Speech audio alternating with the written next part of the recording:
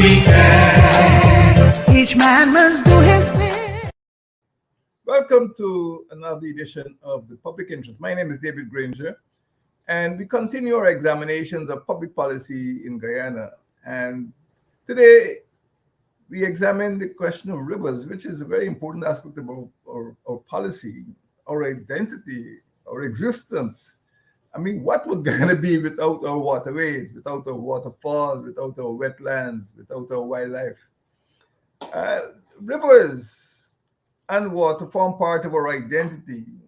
Everyone knows that the word Guyana itself is derived from an indigenous people's word, meaning land of waters. Some people say land of many waters, land of rivers, because of our creeks and rivers. And there are more than 60 rivers in Guyana.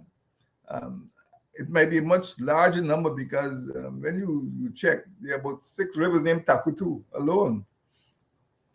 Our national song, the Song of Guyana, celebrates the land of great rivers. The national anthem applauds the rivers and plains. And even folklore. Folklore features tales of river-dwelling Masakura man, water mama. Children are afraid to go down by the river at night because of Masakura man or water mama. But rivers are part of our identity. Rivers dominate our lives to a greater extent than we imagine. Rivers denominate and demarcate and divide our administrative regions. Many of our administrators have, double titles, for example, Barima Waini, Mahaika Borbis, Potaro Siparuni, and even the Upper Demerara Borbis. That's region 10 is the only region which straddles Demerara, Essequibo, and Borbis. So rivers literally run through our blood, run through our veins, run through our arteries. All of the regions, all 10 regions are named after rivers. All 10 regions are named after rivers, and some of them are named after 2 rivers. From Barimo Waini in the north, right down to the awkwardly named Upper Takutu, Upper Essequibo. People prefer just to call it Rupununi, and Rupununi itself is a river. All of our capital towns are located by riverside. You just think of New Amsterdam, think of Linden, think of Bartica. What would Bartica be without, being located at the riverfront, that beautiful golden beach that you have the regatta every year? So rivers are not just functional bodies of water. They are part of our identity, part of our existence in Guyana. They're part of our life here in Guyana. And rivers too are important because most of them flow from south to north, and they empty in the Atlantic. 1 or 2, like the Coyone, seem to run sort of west to east, but most, even the Coyune and the Mazruni, flow into Essequibo, which runs northwards into the Atlantic. And our Essequibo, that great river, the mother of all rivers in Guyana, is about 1,014 kilometers long, which is greater than the distance between Guyana and Barbados. So you can imagine how long the Essequibo River is. It's greater than the distance between Guyana and Barbados. And the rivers are important too for strategic or geopolitical reasons. The border with Venezuela is defined by rivers, the Amacuro. The border with Brazil is defined by rivers, Ireng, Takutu. The border with Suriname is defined by rivers, the Kutari, Corentyne. Of course, the Surinamese seem to have a different definition of that border. And in August 1969, the Guyana Defense Force had to evict them from the New River. And the area between the New River and the Corentyne is about the size of Jamaica. That was the size of land that the Surinamese had been planning to occupy the new river zone, but it shows the importance of rivers, not only for uniting the regions of Guyana, but also for dividing us from our border neighbors. And of course, we want to make sure that we live in peace and we don't have to involve in conflict to define those borders. But the rivers define us, they shape the country geographically, historically, because don't forget our original three colonies, Demerara, Essequibo, and Berbice, which became our counties, Demerara, Essequibo, and Berbice, were named after rivers, Demerara, Essequibo, and Berbice rivers.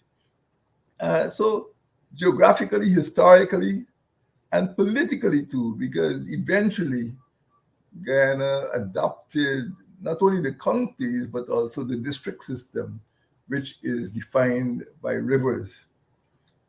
Rivers are important too because they're the sinews of our survival, transporting food and people from the hinterland to the coastland, and commodities from region to region.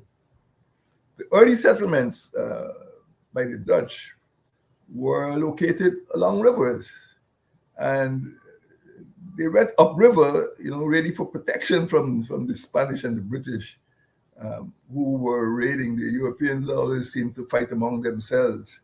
And you might know that at the head of the estuary of these rivers, Essequibo, Berbice, and Demerara, there was something called a brandwhack. I think in Berbice you still have a brandwhack sari. A brandwhack is a sort of fire watch, and in those days before mobile phones, when the enemy ships would come, they would just light the fire, and the settlers upriver would see the fire, and they'd run inland, run away from the Spanish or the French or British or whoever was attacking them. So the brandwhack was an important part of the river culture. But rivers are also important for irrigation and for transportation. And if you're from Berbice and you sit on the bank of the Berbice River by Kalkuni or Kebbi, you'd see the Guyana's logs and bauxite heading north to the rivers. So the rivers were important for that purpose too. And our whole existence was, to some extent, governed by rivers. As I said, the nurseries of nature, because they created rich ecosystems. And the world's largest freshwater fish is found in our rivers, arapaima, and I hope people don't eat it out of existence. And fauna, and of course the world's largest lily, the Victoria lily, is a river lily. And our rivers host 490 species of fish, making them, an important zone of biodiversity. And as you know, the rivers provide entertainment and leisure at the time of regatta, those of you who've been to Bartica. And those of you who enjoy canoeing, boating in the rivers, it's also a way of ecotourism, of getting money from ecotourism, but not getting money, of relaxing. So the rivers are very important. They fulfill fundamental functions in life. They have the personalized hygiene, in the hinterland, you bathe in a river, and housekeeping chores, bathing, cooking, drinking water, washing clothes, and to some extent they could be sources of energy. As you know, at one stage at Tumatumari, we actually had a functional hydropower scheme. So everybody speaks about hydropower, and there are potentially maybe about 300 or so places along rivers in Guyana, 300 years, which could have small or large hydropower schemes. But that's another matter, and we won't go into that now. But the potential for energy, the potential for leisure are all there in our rivers. So rivers are of great value. There's no dispute about that. And what I'm trying to say is that they're so important, we must protect them. All of us must be involved in protecting them. They're not just there as a showpieces. They're functional. They're beautiful. I mean, Guyana is a beautiful country, bountiful country. But we all have to understand the importance of rivers in order to make them work for us, make them part of the future so that our children could inherit them. Just as we inherited them from our parents and grandparents, we must be able to pass them on to our children. And rivers are important too for public administration, for communication, for integration and transportation. I mean, without the rivers, we would not be able to move a lot of our commodities. And from colonial times, this was recognized. River transportation, or the need for river transportation, called into existence something called the Transport and Harbors Department. You know, that department is 100 years old, I presume, TNHD. And that was a very powerful government department. It built dry docks. And at one stage, Guyana was able to make ships, build ships, sometimes even for the Caribbean, and build ferries. My recollection is that the Canty Pheasant might have been actually built in Guyana at a firm used to be called Sproston. So we built ferry boats, and we acquired ferry boats to work the rivers. We had to build stellings. Some of them are very old now and have to be repaired or replaced. The one at Bartica, I think, has been rebuilt. It looks like some international port now. The teenage, you had to build wharves, you had to manage harbors. They had to train seamen and pilots to bring ships in through the channels. They had to enforce regulations. And my friends, you know, every so often, you know, you find people dying on our rivers. There needs to be stricter enforcement. Rivers could be as dangerous as the roads, just as you can have traffic police to ensure discipline on the roads. You need traffic police to ensure discipline on the rivers as well. And the government at one stage used to launch services to go upriver to places like Kokwani, and you know, which before we were able to provide steamers. Of course, steamers were replaced by diesel engine boats, not by steam power boats. But the government actually had launch services, and some people in the rivers depended on the government launch service to get their mail or to get the sick members of the community to hospital. So the rivers were important, and from colonial times we understood the need for administratively and governmentally, for rivers. Rivers were natural routes for transport and travel. They nourished our agriculture. And if you know the five, I can call them conservancies, maybe you can call them water control schemes or flood control schemes. Five on the coast, there are five of them. In Region 2, there's the Tapakuma. In Region 3, there's the Buruseri. In Region 4, there's East Demerara Water Conservancy. And Region 5, there's the Mahika Maikoni Abari scheme. And Region 6, there's the Kanji scheme. So there are five coastal schemes, but they all depend on rivers. And without those rivers, we would not have the sort of sugar industry or rice industry that we've had over the last couple of centuries. So rivers are important to feed those conservancies, and those conservancies, of course, can release water, irrigation water, during droughts. They can store irrigation water during rainy season. Sometimes they overdo it a bit and cause floods. Rivers are also important because they brought into existence what is virtually a fleet of vessels, at least coming through the government of the day and the Transport and Harbors Department. And three river vessels which served us well, the Makauria, Malali, and Tarani. The biggest most beautiful ferries that we had. They came in the 60s. They were ordered by the British colonial government, and they were delivered later. They're named after creeks. If you check the gazetteer, there's a Macquarie Creek or river, there's a Turani, and there's a Malali, and these were bought.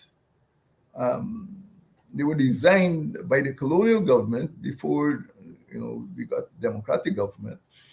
They were designed, I think, by a firm in Scotland, and they were meant to service the three rivers. The Malali, Macquarie, and Turani were meant to service the Berbice, Demerara, and the Essequibo rivers. And again, those rivers represented at that time 3 counties. There were smaller vessels like the Candy Pheasant and the Powys, which did the run to the Barima Waini region. In those days, it used to be called the Northwest District. And some people say call it the Northwest District, although the name has been out of use for 40 years or so. And you may not know, some of the listeners may not know, that a major means of aviation transport up to the early 60s was by amphibious aircraft. And there was one particular workhorse called the Grumman Goose, and that could land in the water. And there was a ramp at Rheinfeld, what is now occupied by the Guyana Defense Force Coast Guard. And it was amphibious. The Grumman was amphibious, so it would land in the water in the hinterland and bring passengers. Of course, they had to go to the boat, to the aircraft by boats, and then they'd fly to Rheinfeld or wherever they're going, and they'd land in the Demerara River, and then they could taxi onto the ramp at Rheinfeld. So that was more important in the 50s than the Mary, which at that time was, of course, an American air base. So the Grumman Goose used the river for aviation purposes.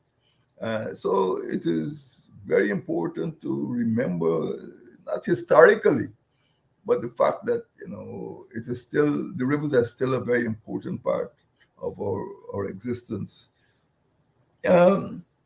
But rivers are not only beautiful, they're not only historical, they're not only administratively important. We have to be concerned as Guyanese about the integrity of our rivers. And to some extent, there's been a lot of recklessness. People take the rivers for granted. And reckless logging and mining, as they like to say, west of Fort Island, in those regions, those 4 regions, Barima Waini, Kuyuni Mazruni, Pamarun, Supunam, and Pamarun, sorry, not the Potaro Siparuni and the Rupununi region. Those 4 regions are sometimes victims of abuse. The rivers are victims of abuse by reckless loggers and miners. And I think those persons who might have traveled to the interior some years ago would be disappointed, to use a mild word, but be astonished at the damage that has been done to Guyana's beautiful rivers by deforestation and by discoloration of the waterways. In the 60s, you could scoop up a handful of water and drink it. Don't try that now. Don't try that now. There's a lot of turbidity and debris, floating in the rivers. Rivers are living features. You can have young rivers and mature rivers and old rivers. And rivers could die. So unless we care them, just as we care our old aunties and grandmothers, rivers could die. So it's very important that the rivers should be valued and not violated. And I think that is something we need to think about. Rivers are not there forever. They could be misused and abused, and this is what is happening in Guyana now. Unfortunately, some of them have been polluted and contaminated by mercury, and there are a lot of indigenous communities, really from the south of Rupununi, could tell you about the danger. And when pregnant women, drink water, river water, or bathe in river water, or cook with river water, which has been contaminated by mercury or other pollutants, it will have consequences for their children. This is no joke. This is no idle warning, and loggers and miners must be more careful, more prudent to make sure that the effluent from their operations should not get into the river system. And some of them are so bent on greed and pursuit of gold and diamonds that they don't care about the consequences. In fact, the Potaro River, which, as you know, is the source of the Kaichor, is badly polluted for several kilometers. And the Peruni River, some areas that are impassable. And even when I was campaigning, there were some areas of the Mazaruni. You got to get out of your boat and walk on land because of the accretion of sand from mining operations in those rivers. Those are great rivers, and I think some of the coastlanders need to take a trip and see how the rivers are being damaged and eventually destroyed. And when you see what's happening to the Potaro, which is the river on which the Kaichua Falls is located, you get very worried, very distressed. And this has been going on for quite a few decades. And the Cuyuni River, which comes out of Venezuela, discharges obnoxious and noxious waters into the Essequibo River. So rivers are of concern, not only to the environmentalists, but to the indigenous people and the people who are living in the hinterland, because they survive.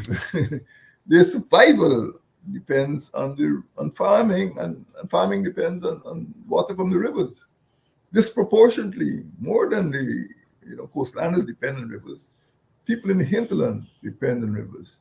And you know what happened in August 1995, when the Omai gold mine, again in pursuit of profits, the Omai gold mine had the biggest catastrophe of any Guyanese river in any time of our history. Remember August 1995, Omai gold mine contaminated the Essequibo River, our greatest river. And over the last few months of this year, there have been about 7 fatal accidents on Guyana's rivers. 9 people have died. 9 people have died on our rivers so far for this year, and we're just in our 10th month. So you can see that the rivers are not playthings. People need to think carefully about the way they use the rivers, and including boat captains. And of course, you're talking about enforcement. Where do we go from here? The rivers are important, and if we are to preserve these rivers for grandchildren, and if we are to make our rivers safe, and of course, free them from this other pollution and contamination, there's much more than the central government and the regional and municipal council can do to keep our waterways free of pollution. Sometimes it is real shame to go along beautiful rivers and see, soft drink bottles floating, or bits of styrofoam floating, or coconut husk floating. And, when some speedboat, tries to dash through that river at 2 o'clock in the morning or 8 o'clock at night and runs into, floating coconut shells, that's possibly when accidents occur. So we need to have a collective responsibility, a sense of responsibility to protect this valuable resource, Guyana's rivers, which are so much a part of our history and our geography and our very identity. We need to limit and control or prevent absolutely the pollution of our rivers from discharges from farming, logging, and mining. The protection of our freshwater sources can give all of our citizens, not only hinterland citizens, we can ensure that the entitlement to a clean environment is guaranteed, because the Constitution guarantees that to them. We can ensure that communities have access to safe rivers. We can ensure the entire country, has access to this, to the use of this important resource, not only for mining and other economic purposes, but also for entertainment and leisure. But we have to protect our rivers. We need MARAD, the Maritime Administration Department of the Ministry of Public Works. We need the Marine Police of the Ministry of Public Security. And we need the Corps of Wardens. Quite frankly, I don't know if that unit has been abolished, but the Corps of Wardens was meant to be an auxiliary enforcement arm of the Ministry of Natural Resources to ensure compliance with environmental standards and to prevent deaths in those mining camps and logging camps. The Corps of Wardens was very important, and you need a Corps of Wardens who are trained by the police and armed and equipped by the police, but they have knowledge of the natural resource and environmental laws, and we need to strengthen those arms, MARAD and the Marine Police and the Corps of Wardens, so that they could ensure safety on our waterways. The Environmental Protection Act, the River Navigation Act, and the Water and Sewage Act, all need to be enforced rigorously to protect our waterways. There are people who dump sewage in the waterways. Yes, it's terrible. And there were times long ago when people would be holding competition to swim across the Demerara River. They can't try that now. So we need to be very careful, and we need to strengthen these enforcement arms, particularly the Marine Police. I don't even know how many boats they have now, and the Corps of Wardens, so that they can move on the surface of the water to prevent these terrible accidents.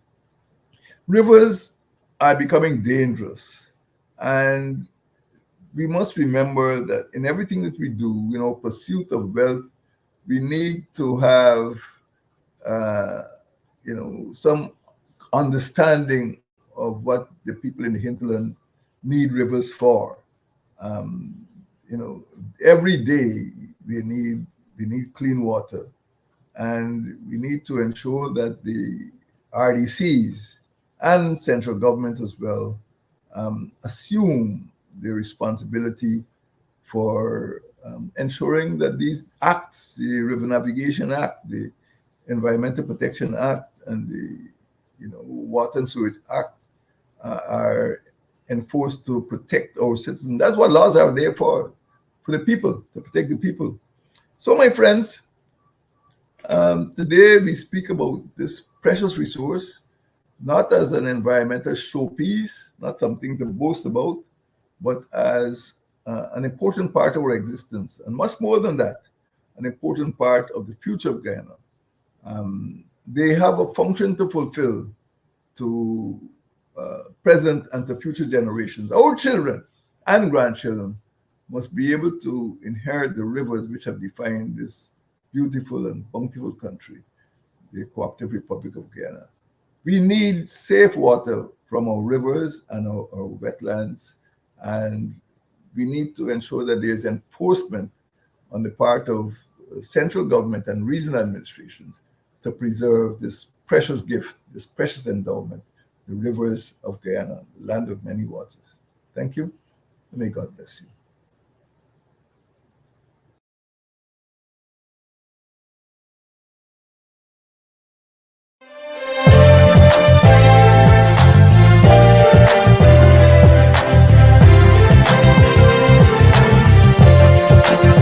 Let us cooperate for the young.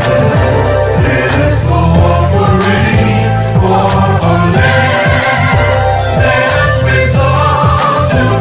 Together, see we do it right. Together, can we do it? Yes, we can. Each man must do his